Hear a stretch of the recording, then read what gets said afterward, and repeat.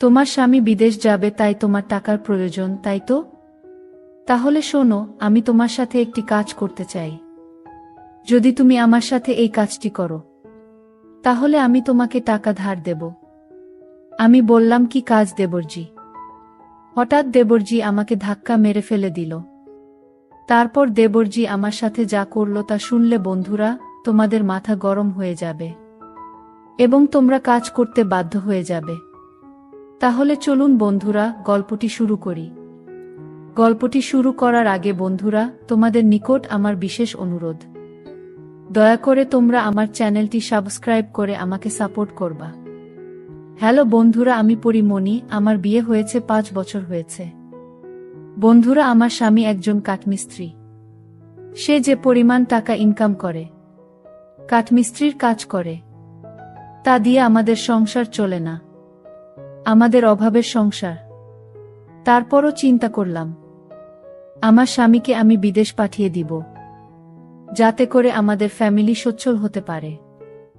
আমরা আমাদের ফ্যামিলির অভাব দূর করার জন্য আমার স্বামীকে বিদেশ পাঠানোর চিন্তাভাবনা করলাম। কিন্তু আমাদের কাছে তো এত টাকা নেই। তাহলে কি করব? ইদানিং মিস্ত্রির কাজও খুব একটা বেশি পাচ্ছে না। দেশে যেন দুর্ভিক্ষ দেখা দিয়েছে। প্রতি মাসে যে পরিমাণ টাকা আয় করে তা দিয়ে আমাদের সংসার চলে না, আরও বরঞ্চ ঋণ হয়। বাজারে দ্রব্যমূল্যের যে দাম, তা দিয়ে আমাদের সংসার চালাতে খুব কষ্ট হয়। খুব কষ্ট করে আমি আমার স্বামীকে নিয়ে সংসার চালাই। মনে মনে ভাবলাম, এভাবে তো আর আমাদের সংসার চলবে না। বাজারে যে জিনিসপত্রের যে দাম, তা দেখে মনে হচ্ছে সামনে আমরা বড় বিপদে পড়ে যেতে হবে। চোখে মুখে সর্ষে ফুল দেখতে পেলাম। গ্রামের একজন প্রবাসী ভিসা দেওয়ার অফার দেয়। আমার স্বামী বিদেশ যাওয়ার ইচ্ছে জাগল। ভিসা বাবদ 4 লক্ষ টাকা লাগবে। কিন্তু হাতে টাকা দি বলতে মোটেও নেই। উপায়ন্ত না দেখে আমার ভাসুর সিরাজ মিয়ার মাধ্যমে ব্যাংক হতে বিভিন্ন মানুষের নামে 3 লক্ষ টাকা ম্যানেজ করা হলো। বাকি টাকার ব্যবস্থা কিভাবে করি, তাই চিন্তায় পড়ে গেলাম। কোনো পথ পাচ্ছিলাম না। একদিন আমি আর আমার স্বামী বসে আলোচনা করলাম যে শহরে আমার স্বামীর 2 জন মামাতো ভাই থাকে। তাদের বাসায় গেলে কোনো সাহায্য পাওয়া যায় কিনা দেখা যেতে পারে। যেই ভাবা সেই কাজ। আমরা দিনক্ষণ ঠিক করে প্রথমে আমার দেবর বাসায় গিয়ে উঠলাম। আমার দেবর অবিবাহিত, সরকারি ভালো চাকরি করে, ভালো মাইনে পায়, তাছাড়া ভালো আউট ইনকাম তার। সেজন্য কোনো অভাব নেই বললেই চলে। সামনে বিয়ে করার প্ল্যান আছে বিধায় বিরাট আকারের একটি বাসা নিয়ে থাকেন। আমরা বিকেলে দেবরের বাসায় গিয়ে পৌঁছালাম। আমাদেরকে দেখে সে আশ্চর্য হয়ে গেল। সে বলল, আপনারা কোথায় হতে এলেন, কিভাবে এলেন, কি উদ্দেশ্যে এলেন? একসাথে অনেক প্রশ্ন করে আমাদেরকে বাসায় অভ্যর্থনা জানান। আমরা বাসায় ঢুকলাম, হাত মুখ ধুয়ে ফ্রেশ হলাম। দেবর বাড়ির সবার কথা জানতে চাইল। তাদেরও আমাদের বাড়ির সবার কথা তাকে জানালাম। আমরা যাওয়ার কিছুক্ষণের মধ্যেই আমার দেবর কাজের বুয়াকে আমাদের জন্য খাবার তৈরির নির্দেশ দিল। আমাদের উদ্দেশ্যের কথা এখনই বললাম না। রাতে খাওয়া দাওয়া সেরে বলল, প্ল্যান আছে। সন্ধ্যের সামান্য পরে আমার স্বামী বলল, আমি একটু আমার আরেক ভাইয়ের বাসা থেকে ঘুরে আসি। তারপর রাতে একসাথে খাওয়া দাওয়া করে কথা বলবো। দেবর বলল, রাতে ঠিক চলে আসবেন তো ভাইয়া? আমার স্বামী বলল, হ্যাঁ। তাহলে যান। শোনেন, যদি রাতে আপনি না আসেন, তাহলে আমি কিন্তু ভাবিকে আস্ত রাখবো না বলে দিলাম। এই বলাতে আমরা 3 জনেই অট্টহাসিতে ভেঙে পড়লাম। আমার স্বামী চলে গেল। আমি আমার শিশু বাচ্চাকে খাওয়ালাম এবং তাকে ঘুম পাড়িয়ে দিলাম। আমরা দেবর ভাবি সোফায় বসে টিভি দেখছিলাম আর রাজ্যের নানা কথাতেই মশগুল হয়ে গেলাম। কথার ফাঁকে আমাদের উদ্দেশ্যের কথা বললাম। তোমার ভাই বিদেশ যেতে চায়, কিন্তু টাকার খুব অভাব। মোটামুটি টাকা জোগাড় করেছি, আরও 1 লক্ষ টাকা দরকার। তুমি দিতে পারবে ভাই? তাহলে আমাদের খুব উপকার হবে। আমি কথাটা উপস্থাপন করলাম। তারপর দেবর বলল, এত টাকা আমি একসাথে এখনো দেখিনি বলে দুষ্টুমির ছলে সোফায় কাত হয়ে পড়ে গেল। অভিনয় করার দরকার নাই বলে আমি তাকে টেনে তুললাম। এরপর আমরা রাতের খাবার খেয়ে নিলাম। আমার স্বামী সেদিন রাতে বাসায় আসলো না। তার জন্য অপেক্ষা করতে করতে আমরা শুয়ে রইলাম। নতুন জায়গা তেমন ভালো ঘুম হলো না। সকালে স্বাভাবিকভাবে নাস্তা সেরে নিলাম। আমার স্বামী আসলে তাকে নাস্তা দিলাম। আমরা চলে যাবার প্ল্যান করলাম। তার আগে আবার একবার দেবকে টাকার কথা বললাম। দেব বলল, টাকা জোগাড় করতে আমার সপ্তাহখানেক সময় লাগবে। কখনো লাগবে তোমাদের টাকা? আমি বললাম, আগামী তারিখে 10 দিনের মধ্যে হলে আমাদের চলবে। আমার স্বামীর দিকে লক্ষ্য করে বলল, তাহলে আগামী সোমবার তুমি আবার এসো। আমি কিছু টাকা দিতে পারবো। বাকি টাকা তুমি অন্য কোথাও সংগ্রহ করতে পারো কিনা দেখ। আমার স্বামী কি যেন চিন্তা করল। তারপর বলল, তাহলে আমি তোর ভাবিকে রেখে যাই। তুই যত তাড়াতাড়ি পারিস টাকা জোগাড় হলে তোর ভাবিকে পাঠিয়ে দিস কেমন? আমি আপত্তি করলাম। আমার স্বামী আড়ালে নিয়ে আমাকে বলল, যদি আমরা কেউ সামনে না থাকি তাহলে সে টাকা দেওয়ার ভুলে যাবে। আর তুমি এখানে থাকলে এমন কিছু ঘটবে না। তুমি এখানে থাকো, টাকা যে কোনো উপায়ে আমাদের পেতে হবে। আমি বাড়ি যাই, দেখি বাকি টাকার কি ব্যবস্থা করা যায়। আর তুমি বুঝিয়ে সুঝিয়ে বেশি টাকা নিতে পারবে কি না দেখবে। আমি রয়ে গেলাম। আমার স্বামী চলে গেল। আমার স্বামীকে গাড়িতে তুলে দিয়ে 1 ঘন্টার মধ্যে দেবর ফিরে আসলেও দিনে কোনো প্রকার দুষ্টুমি করেনি। রাত হলো, সে রাতের কথা। কিছুক্ষণ পর বলছি, রাত প্রায় 9টা বাজল। আমরা রাতে খাওয়া দাওয়া সেরে নিলাম। এবার ঘুমানোর পালা। আমি আমার শিশু সন্তানকে খাইয়ে ঘুম পাড়িয়ে নিলাম। আমি বিছানায় গিয়ে শুনলাম দেবর টিভি অন করে সোফায় আরাম করে বসল। বসে আমায় ডাকলো, ভাবি সোফায় আসো। আমি কোনো জবাব না দিয়ে বিছানায় শুয়ে রইলাম। একবার আমাকে ডেকে সাড়া না পাওয়ায় সোফা হতে উঠে আসলো এবং আমাকে ভাবি ভাবি বলে ডাকতে লাগলো। আমি সাড়া না দিয়ে পারলাম না। বললাম, অনেক রাত হয়েছে, ঘুমিয়ে পড়ো। এরপর সে বিছানায় গিয়ে শুয়ে পড়ল।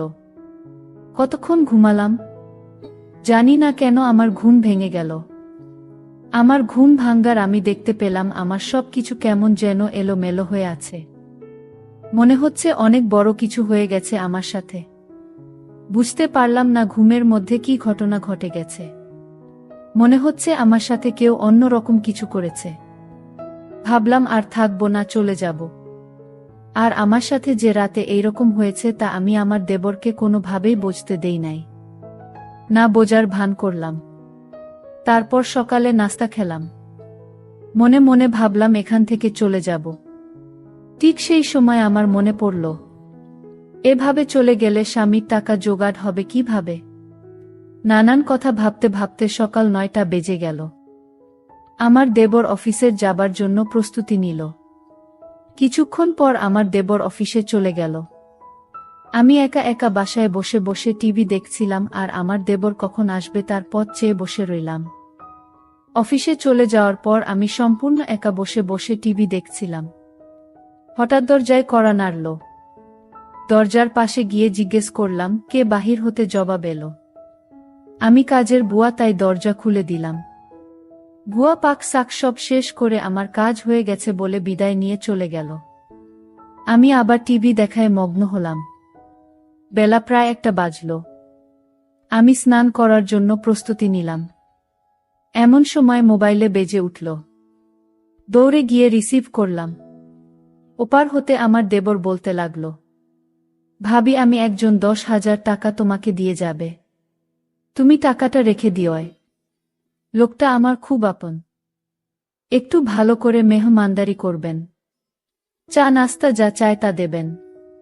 কোনো কার্পণ্য করবেন না, বুঝলেন? টাকাগুলো আপনার জন্য। ঠিক আছে বলে দেবর ফোন রেখে দিল। আমি আবার টিভি দেখার জন্য সোফায় বসলাম।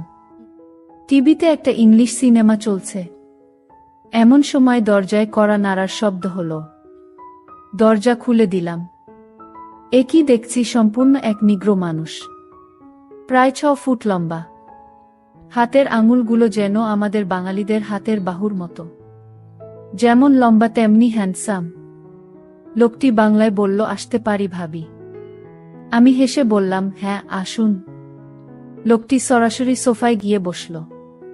তাড়াতাড়ি চা নাস্তা তৈরি করে তাকে পরিবেশন করলাম। সে আমাকে দেখে মুচকি মুচকি হাসছে, আর মাঝে মাঝে আমার দিকে কেমন করে যেন চেয়ে রইল। সেই নিগ্রো লোকটি আমাকে বলল, ভাবি যদি কিছু মেন না করেন, আসুন আমরা একটু গল্প কি। আমি বললাম, ঠিক ভাই। আমারও তার সাথে গল্প করতে ভালোই লাগছিল। মোট কথা, এই নিগ্রো লোকটিকে দেখে আমারও তখন মাথার মধ্যে শয়তানি কাজ করছিল।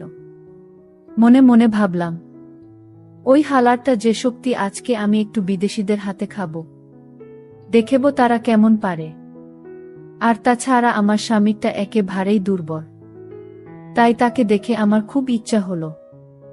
আবেগের বশবর্তী হয়ে তার সাথে গেছিলাম মাস্তি করতে। বাবারে বাবারে, এত ভয়ঙ্কর তারা! সেই রাতে আমি কোনো রকম জান নিয়ে ফিরছিলাম। মনে হচ্ছিল একটা পাহাড়ের উপর চাপা পড়ে গেছিলাম।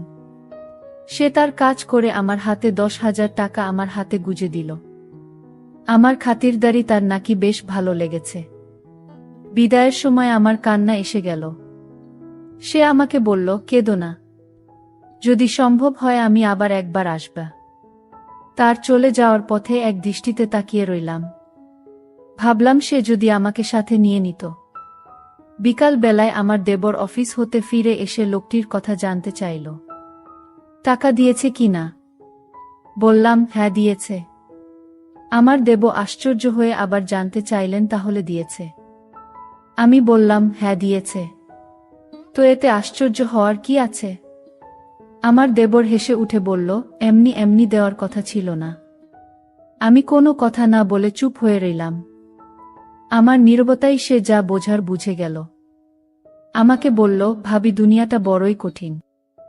কেউ কাউকে এমনি এমনি টাকা দিতে চায় না, সবাই বিনিময়ে চায়।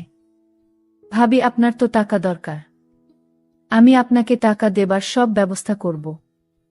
যদি আপনি আমার সাথে একটি কাজ করেন, তাহলে দেখবেন আপনার স্বামীর বিদেশ যাওয়ার টাকা 2 দিনেই জোগাড় হয়ে যাবে। তখন আমি বললাম, কি কাজ ভাই? তারপর আমার দেবর খুব আমতা আমতা করে বলতে লাগলেন, ভাবি কিভাবে যে আপনাকে বলি।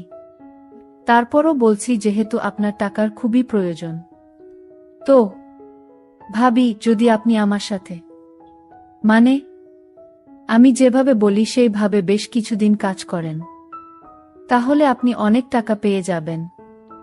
আপনি শুধু, আমার একজন বিদেশি বন্ধু আছে, তাকে একটু খুশি করতে হবে, তাহলে দেখবেন সে খুশি হয়ে আপনাকে 2 লক্ষ টাকা দিবে।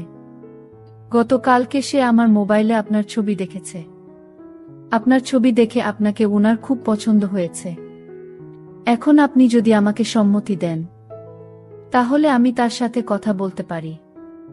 আমি মনে মনে ভাবলাম, আমার স্বামী বিদেশ যাওয়ার জন্য টাকাটা খুব জরুরি, আর তাছাড়াও কেউ এমনি এমনি আমায় টাকা দিবে না। বিনিময় ছাড়া কেউ কোনোদিন কিছু দিতে চায় না। তাই রাজি হয়ে গেলাম। আমি রাজি হওয়াতেই আমার দেবর অনেক খুশি হয়ে গেল। তারপর অদ্ভুত দৃষ্টিভঙ্গিতে সে আমাকে ধাক্কা মেরে ফেলে দিল। তার ধাক্কায় আমি পড়ে গেলাম।